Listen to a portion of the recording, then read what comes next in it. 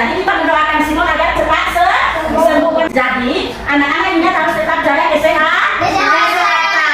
Oke. Sebelum kita memulai kalau pembelajaran kita hari ini, mari pertama-tama terlebih dulu kita berdoa. Oke. Ibu minta salah satu anak untuk pimpin kita dalam doa. Alvaro. Mari kita bersukaria. Mari kita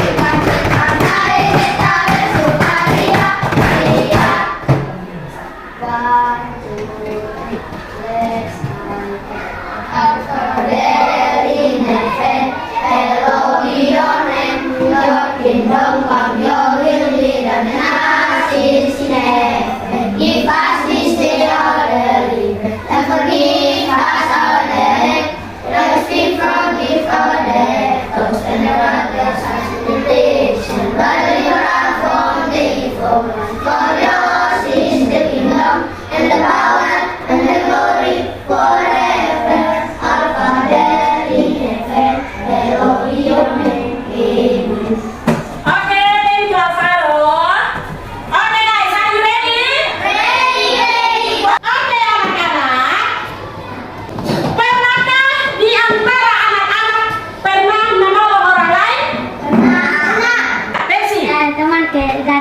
Dia bawa sepeda kalau satu orang, dia angkut ke sini. Oke, Persi bilang dia punya teman jauh dari sepeda. Persi bantu dia dengan mengobati dia punya luka. Oke, hampir semua dari anak-anak pernah menolong orang lain. Baik anak-anak, itu tadi kan kita berbicara tentang kamu memberikan pertolongan untuk orang lain. Sekarang pertanyaannya yang balik, apakah anak-anak pernah merasakan pertolongan Allah? Apa?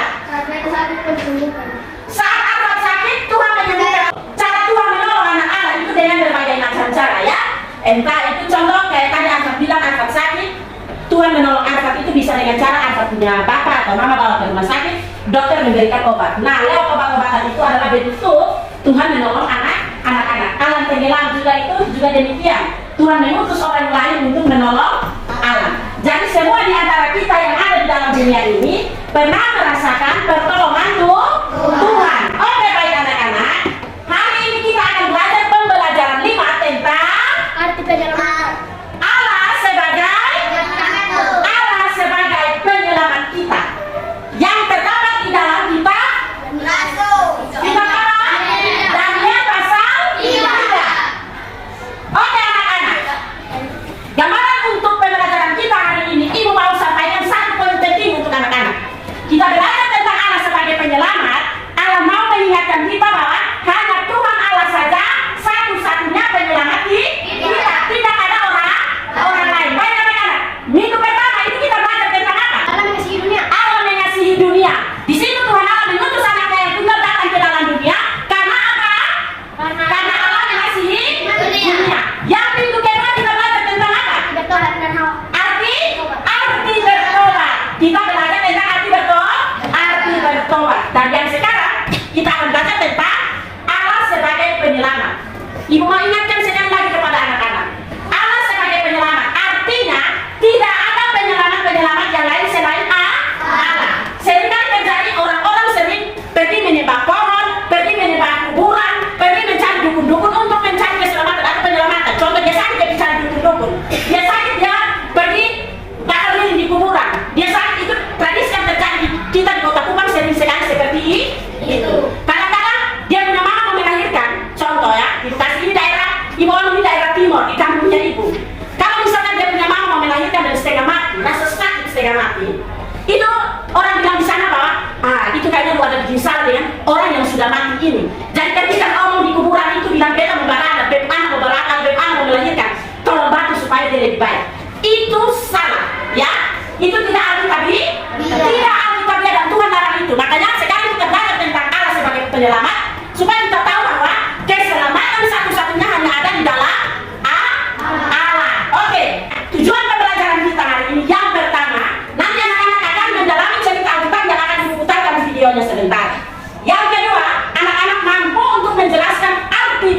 dan siapa itu penyelamat. Dan yang ketiga, anak-anak mampu menyebutkan mengapa manusia membutuhkan penyelamat. Yang terakhir, anak-anak mampu untuk menyanyikan lagu dan menuliskan makna atau pesan lagu. Ku perlukan juru selamat. Itulah Kidung Jemaat 402.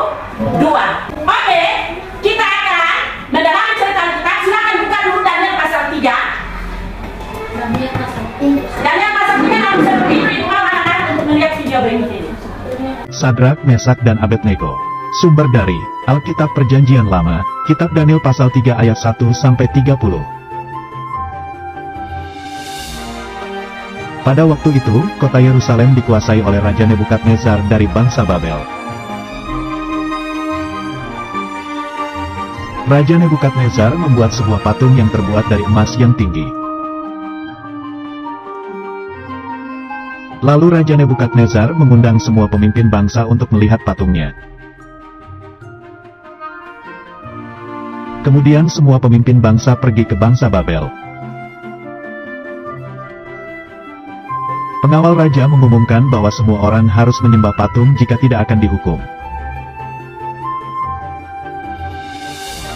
Karena takut, maka semua orang itu lalu sujud menyembah kepada patung emas. Tapi, orang Kasdim melaporkan kepada raja bahwa ada 3 orang yang tidak mau menyembah patung. Karena tidak mau menyembah lalu mereka ditangkap. 3 orang itu adalah Sadrak, Mesak, dan Abednego. 3 orang itu lalu diikat dan dimasukkan ke dalam dapur api yang panas. Raja merasa heran kenapa tiba-tiba ada 4 orang dan mereka tidak terbakar panas.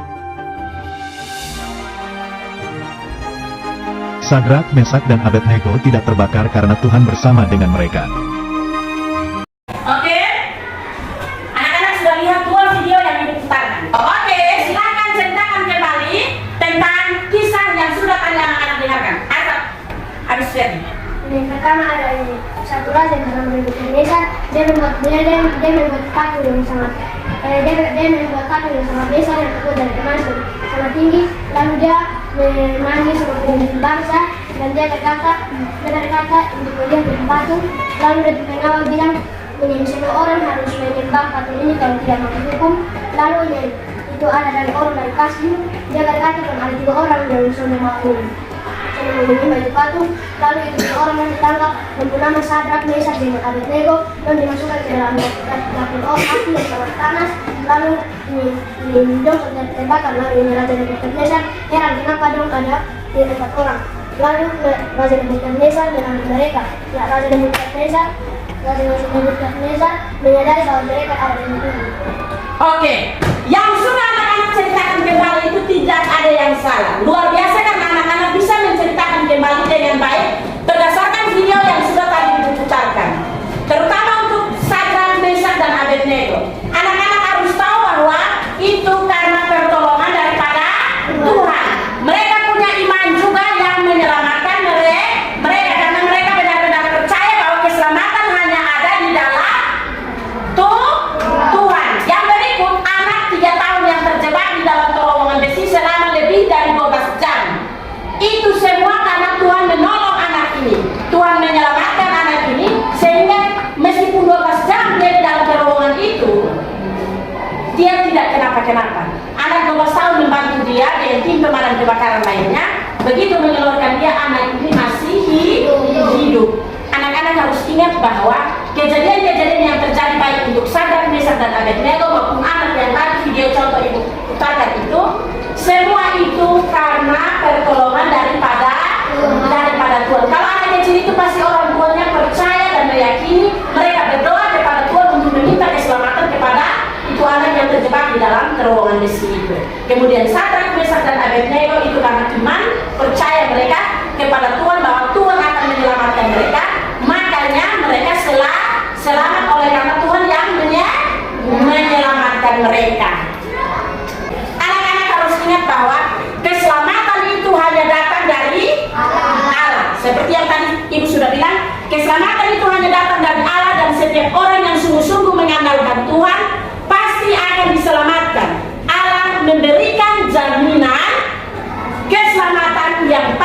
bagi umat manusia. Oleh karena itu, kita harus percaya dengan sungguh-sungguh. Baik, penyelamat. Arti dari penyelamat menurut Kamus Besar Bahasa Indonesia adalah seseorang yang menyelamatkan, seseorang yang menolong, meluputkan atau menghindarkan orang lain dari sebuah bencana atau bahaya. Oke, next. Penjelasan dari ayat Alkitabnya, anak-anak lihat di dalam Lukas 4 ayat 16 sampai 30.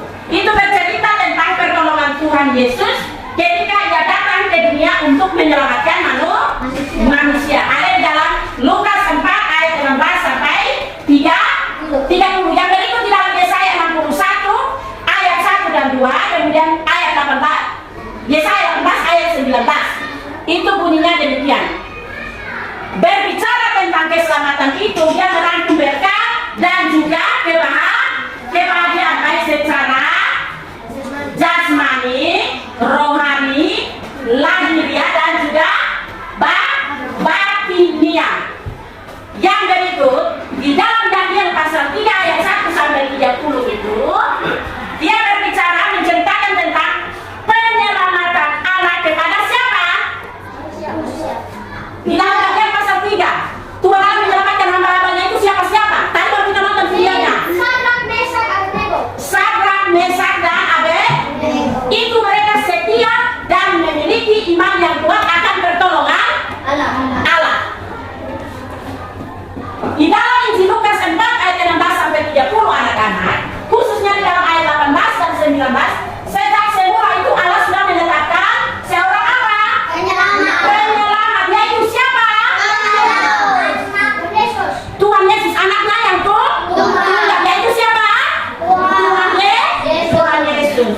Mengapa manusia membutuhkan juru selamat atau penyelamat? Karena di dalam hati manusia Tuhan akan berdosa dan tidak akan berhenti. Oke, artinya karena di dalam hati manusia karena ini terus berbuat dosa dan tidak berhenti. Mengapa manusia membutuhkan juru selamat atau penyelamat? Itu jelas bahwa dosa yang telah diwariskan oleh Adam dan Hawa telah menyebabkan rusaknya hubungan antara Allah dan manusia. Akibat dosa tersebut, maka manusia membutuhkan yang namanya penyelamat atau juru selamat. Untuk apa? Untuk memulihkan hubungan manusia dengan Allah. Yang berikut, penyelamat tersebut itu yang akan menanggung hukuman dosa manusia. Dosa akan ditebus dan diampuni karena apa? Karena Allah mengasihi dunia atau manusia. Jadi penyelamat itu Tuhan utus, Allah Bapa utus datang ke dunia dan datang menderita di dalam dunia, kemudian mati di atas kayu salib untuk menebus dosa manusia. Semua itu dilakukan karena Allah ingin memperbaiki hubungan yang telah rusak dan baik. Oke, cara Allah menyelamatkan umatnya. Adakah yang tahu cara Allah menyelamatkan umatnya? Seperti dalam sini anak-anak kecil yang terjebak dalam kecil selama berjam, tapi Tuhan yang menyelamatkan selama tapi di dalam sana anak kecil itu biar sudah di dalam sana, di dalam itu selama berjam, Tuhan masih menyelamatkan dia. Oke, baik. Cara Allah menyelamatkan umatnya ini sangat banyak cara-caranya. Kadang-kadang kita manusia tidak menyadari bahwa itu semua itu adalah pertolongan daripada Allah. Jadi cara Allah menyelamatkan umatnya itu sangat banyak. Hanya aku sudah sampaikan tentang anak kecil yang terjebak 12 jam itu. Kemudian itu Allah menolong orang percaya dan yang mengandalkan Dia. Allah mengirimkan malaikatnya untuk menjaga dan melindungi siapa yang tadi diselamatkan dari terapi yang ini. Sadrak, Mesak dan Abednego. Yang berikut, Allah sungguh mengasihi dunia sehingga Ia mengutus anaknya yaitu Yesus Kristus untuk datang ke dunia dan memberikan keselamatan bagi semua orang berdosa yang percaya kepada Tuhan. Oke, keselamatan itu adalah suatu hal yang pasti bagi orang yang percaya kepadanya. Kalau orang yang tidak percaya, selamat atau tidak? Maka ibu mau ingatkan kepada anak-anak untuk selalu percaya kepada Tuhan.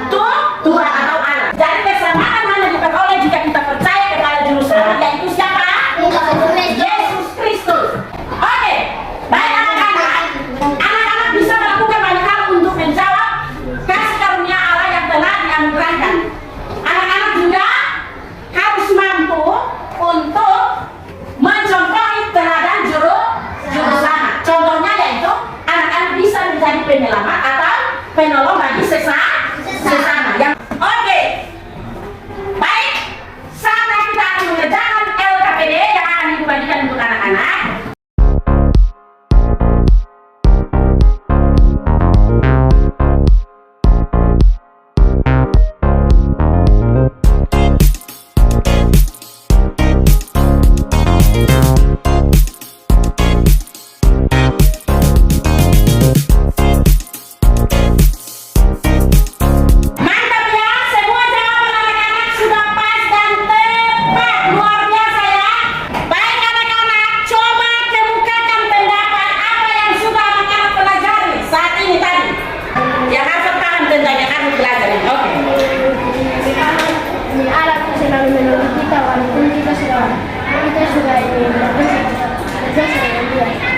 Allah selalu menolong dan menyelamatkan kita meskipun kita berdosa terhadap Allah.